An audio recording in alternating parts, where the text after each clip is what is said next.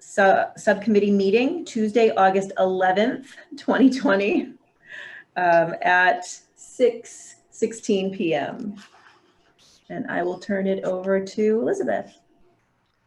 Well, I think what our main goal is to address the teacher contract is coming up. They've tried to earlier, actually it's shortly after the first of the year, and then again towards the end of the school year, to actually look at renewing only for 1 year with a limited contract evaluation, or we could go with the full, 3 years or whatever they want to do. We sort of set it behind and putting it off until later to make that decision because we didn't know where we would be at this point. And well, we still don't. No. And so sort of the decision we had kind of looked at, I say we, was Jill and I think Jim was brought in on it, maybe looking at meeting with the teacher committee in October, but depending on what we want to, where we want to go with it, it's hard to look at people in the community out of work on unemployment or having taken reduced salaries to keep going. Excuse me, this could go on. And say that we can use the same margin of increase for the teachers that we have the last year. My feeling on that would be that I don't mind extending another year, but the extension would be status quo right now. That there would be no salary change. Salary would stay the same. Healthcare would stay the same, and we look to next year to hopefully be able to do more negotiation in a more stable environment. But that's sort of where I see. But Elizabeth, when you're saying no salary change, the new contract came into being, the new year came into being in July. So they're already getting a raise for this year. They're getting a raise this year, but they were talking about extending 1 year beyond this. Right. And I just don't think the economics of the situation are going to be all gone a year hence. I think it's going to take pretty well the 2 years to begin to dig our way back out. And so that would be the only way I could see, extending for status quo. It truly is status quo, no change, no increases. We just follow the same amounts that we have this year.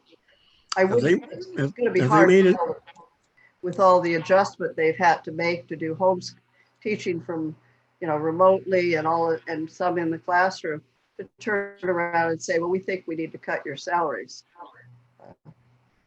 Have they made any demands at the present time?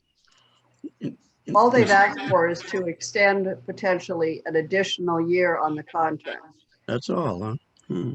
But they want, with only the discussion being on salary and health care. Yeah. No discussion of terms or anything else. Mm-hmm.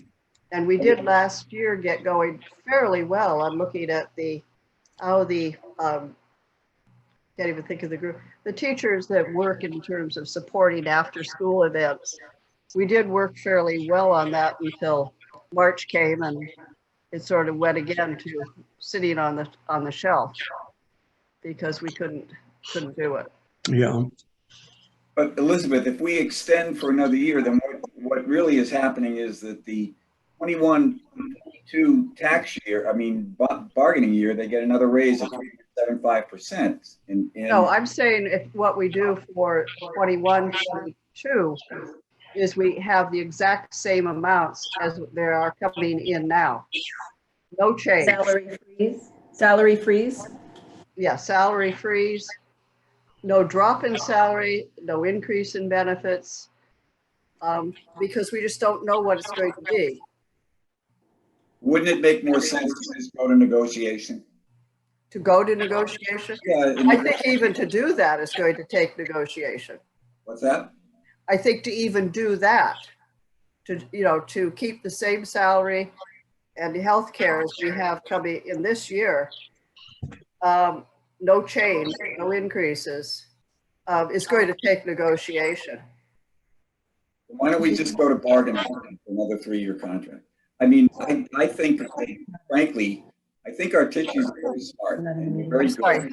And I think that the proposal, as I've mentioned to you before, the optics are not good. And then if you really just put it down to its essence, I think it's selfish, to be very honest, because what they're looking to do is, knowing that we're going to go into a bargaining year where things are probably not as going to be as favorable for exactly the circumstances that you said about current conditions. Yeah. They're hoping to extend things for another year so that they don't have to deal with the bargaining situation that might not be as good. But frankly, I think that that's the reason we should go into bargaining is because, Yeah, I think we can go either way on it, but, and I think they do have some concerns, and I have concerns for them. I mean, they're jumping through all kinds of hoops to make the adjustments, but all of this. I understand that, but at the same time, they have a job for the next year with an increase of 2.75%, and a lot of people don't. Exactly. And That's right. I don't mean to disparage teachers in any way. We have a terrific group of teachers. And I'm not just saying that for purposes of placating people, but I also think that if we vote to extend, that the optics are just not good because you hit the nail on the head. We have so many people that are going through crisis right now. And certainly bargaining conditions might be better a year from now, but that's the whole point of doing it now. I think that we don't look good optically if we just go forward and extend even at current rates for another year, because that means raises, but they still get the raise that was due to them this year. And again, you have so many people that are facing furloughs, job layoffs. I just don't think it looks good. I think we end up having a lot of questions to answer to every single one of our towns why we would do such a thing. Well, on a practical basis too, without even looking at the economics, we put ourselves in the position of negotiating say this year for one more year. That means we come back next year and also then have to negotiate with the teachers and another group. I believe it would be with the administrators. Would be with the administrators. And, that used to be a simple process. It's not as simple as it used to Not be. anymore. And so that we get caught in, it sets our pattern of one following the other. We start doubling up our negotiating teams. Yeah, it becomes. I feel like we're kicking the can down the road. We're just kicking the can down the road. I don't think that putting it off is going to put us in any better of a position. We're getting a super echo here. I know, I'm hearing chatter. I don't think it's here. See how that one's not muted? Which one? Where's the screen coming from, your computer? The screen is coming from here, But what is it? Woody. It's not mirroring anything. You guys I'm are only getting logged in feedback at here. the school. I'm asking Brady to come home. What's that? I think you're getting feedback from that school. Yeah, it's one of our devices, I think. But I'm not logged in on my computer. But I'm going to shut down all that. Hello? Hello? That's better. Yeah. Apparently I was logged in-ish. Was causing some oddness. So yeah, no, I don't know that postponing it is, no, and it's back. That postponing it is going to help us at all. I think it's just kicking it down the road where there's going to be other negotiations that come up, and we'll end up having to really be straight out managing and juggling a variety of different negotiations at the same time. Well, and one of the things that Sharon, you weren't here, but one of the things that, Elizabeth could confirm is the last time we went through negotiations with administrators, they felt that they were being taken advantage of, or they didn't get a fair deal, even though They really did get a fair deal based upon the circumstances at that Yeah, time. And despite what they might say, because this came up in our negotiations, they did have a tendency to cherry pick what was in the contract that they liked, and then things that they liked that weren't in the teacher's contract, although they denied cherry picking. But that's exactly what they did, was they looked at the teacher's contract and said, teachers are getting this, so we should get this. But then there are other things that they wanted to be able to do that weren't part of the teacher's contract. And ultimately, it became frustrating. But at the end of the day, we have a very good labor negotiation attorney in Ken, and Ken knows what the lay of the land is. So we have a pretty good idea of how the ballpark of where things really should go based on what's going on in the rest of the state. Yeah, I think for Sharon's benefit, we might say, there's the group of heads of departments that are also administrators. And they feel they're should be better than teachers, but there's a friction there as to how they're being treated. And they're really treated well, but they're still adjusting to their new status. How's that? So, Hey, right now we're in the middle of negotiating. Oh, you. Yeah. It's coming from her. Oh. I know. So in any event, Jim, aren't we in a fairly strong position in negotiations? The way conditions are at the present time, the economy and everything else tied in. Yeah, I think overall, Herb, I think that that's true. But again, I give our teachers a lot of credit. This is not by any stretch of the imagination an uninformed or dumb group. They recognize that, and it's frankly, it's a very smart move in my opinion. But at the same time, I just have concerns because I think that we end up, if we agree to something like this, we end up with having to deal with the fallout from it. And I think there will be fallout from it. And I think that's a problem. So I think we always have we have a strong position because we have a limit on how much we can take out of the community. Right. And to be real honest, I do salaries all the time for our employees. They get more increases each year than what we give the teachers. Because cost of living is often higher. The increase in cost of living is very often higher than what we actually give the teachers in adjustment. So, I think we have to look at it and say they're being really pretty conservative on their demands. They make some demands, they should. But we can only go so far. Unfortunately, the growth in the economy that had been going on for 10 or 12 years has gone down. It's reversed. And until we get past that stage, we've got too many people in the communities that are hard off. I was telling Sharon this, Elizabeth, but I get emails from other board chairs in other districts, and also still from CABE. And what's come up in many of these things, I'm looking at emails that basically are asking about whether or not teacher contracts are being renegotiated to cut out raises and things, while we're in this type of a situation. And the other surprising thing was the focus on superintendent's contracts, which we don't need to deal with because we just signed a new superintendent and that isn't even an issue. But surprisingly, there has been quite a bit of chatter about, do we approach our teachers, do we approach our unions about basically give backs at this point? And that's not anything that I even want to get into. Yeah, I agree. I feel that I don't think there's any group within the school that has not had to jump through hoops all from basically end of February on, and then to turn around and punish them.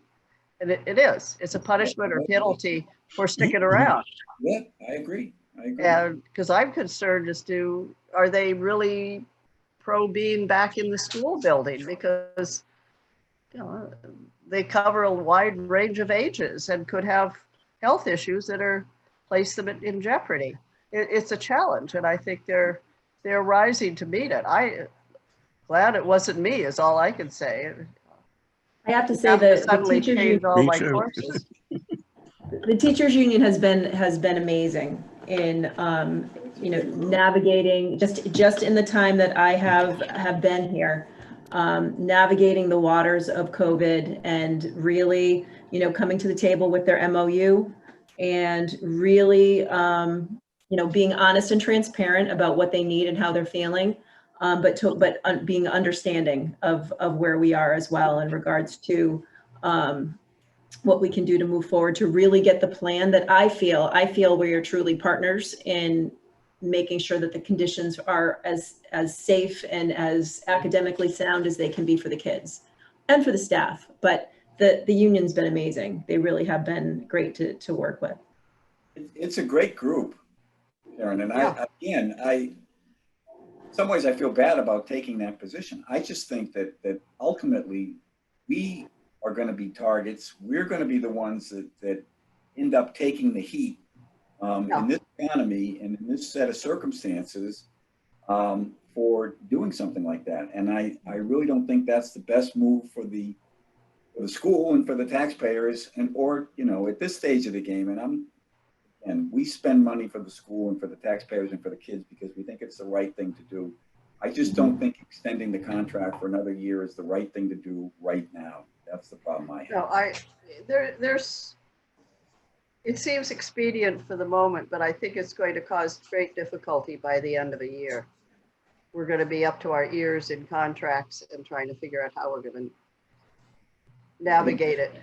We're approaching it from the perspective of, you know, really we all understand and value and honor everything that our teachers have done and are going to do as we start this school year. We, you know, even if we weren't in COVID, you know, the job of an educator is not an easy one. And we enter into negotiations, understanding and respecting that and knowing that we have two sides to look at. We have to look at honoring the work, which is absolutely amazing, and being fiscally responsible to our communities for what's sustainable and what can we do.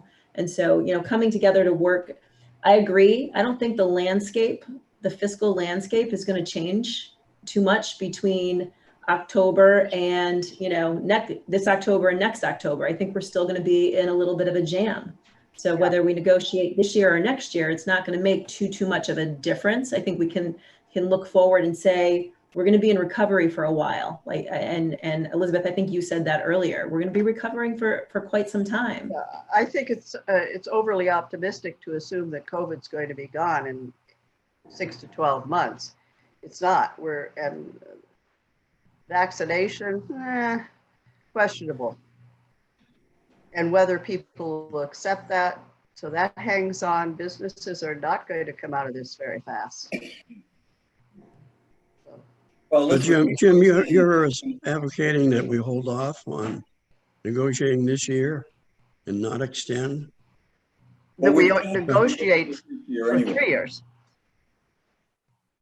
Their contract is up for renewal this year. So This year, so. yes, so it's either a question of getting into a discussion about renewal and putting off negotiation of a new contract until next year, or going this fall and getting into negotiating a new contract with the teachers this fall. And I've already received notification, Sharon, you probably have as well, from the commissioner's office regarding the timelines for negotiations. Okay, yeah. I have not, but I looked it up. I did look it up. Probably tomorrow. So it's October 6th is our start date. Yeah. And then mediation date is November 25th, and then arbitration date would be December 20th.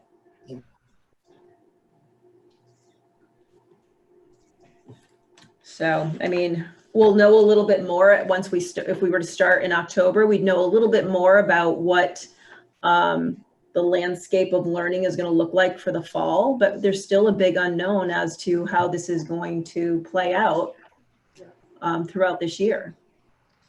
So, and I don't know that that either party, whether it's administration or the board or teachers, I don't know that anyone really is going to benefit from waiting a year. I really don't.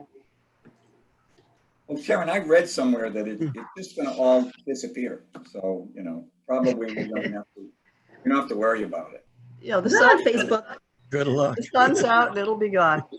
Yeah. That's okay, because there'll be a hurricane right behind it to Oh. make sure that we don't get too comfortable. Okay, so we'll go back to the teachers with that. That will I think start our that- usual yeah. negotiations in October. Yeah, I think that that's what we really need to do at this point, and then Yeah. see what we can do to make everybody happy at that stage. And I think we need to do that as soon as possible, since they've already been looking at contracts and Yeah, when we would negotiate, so. we'll get in touch. Sharon will reach out to Ken, and then we can start talking about having a meeting, getting things going. And then. Now, I'm meeting with them tomorrow. I'm meeting with two of the union officers tomorrow, the president and I think the vice president. I'm not really sure what, but another officer, just to go through the MOU for work during COVID. I can mention it to them at that point if you'd like, or I can hold off. Up to you, Elizabeth. To me, I think we need to be upfront with them because they've come to us twice already. I don't think sitting on it when we know what our plan is doesn't make any sense. Plus with I mean, I'm sure Jeff will be on, this is a public meeting, and I'm sure Jeff will be on the meeting this evening. Yep. When the committee reports out, so. Elizabeth, do you want to bring it up when we get to personnel tonight? Do you want to summarize? I can say that we've discussed the two options, and our decision is that we will go to our normal negotiations starting October. Good, thank you. And we can't say it's a 3-year negotiation because Oh. that's one of the deciding points we have to do, Right, but it won't be for 1 year. that's fair. Okay? Yeah, and the MOU Okay. was fair. I thought the MOU was fair, Sharon.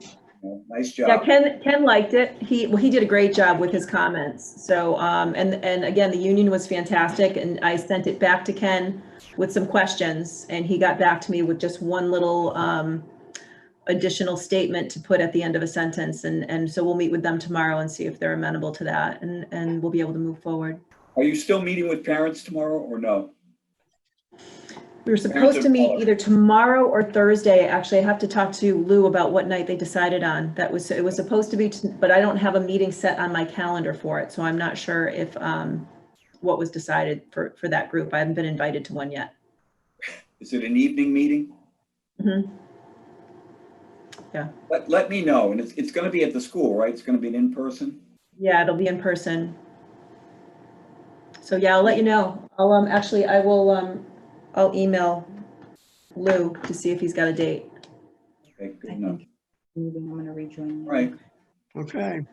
All right. So, Is there any? not too bad. 6:39. I don't know of anything else. That was it on the agenda for tonight. Herb, you want to make a motion to adjourn? Before we do, is there a copy of the contract floating around somewhere? Because I don't have a copy of it. Well, it's probably Yeah, not floating, it's probably in a file, but I'm sure we have one. Okay, yeah. Mindy will send one. She'll send an electronic. okay. Yeah, I Fine. would send it out to all the committee members if you could, Yeah. Mandy. Yeah, Mhm. Absolutely. Okay, I move we adjourn. okay, second. We're all in favor, what, all three of us? Us. Aye. All right. All Okay. right. Thank you. Thank you. We'll see you at 7:30.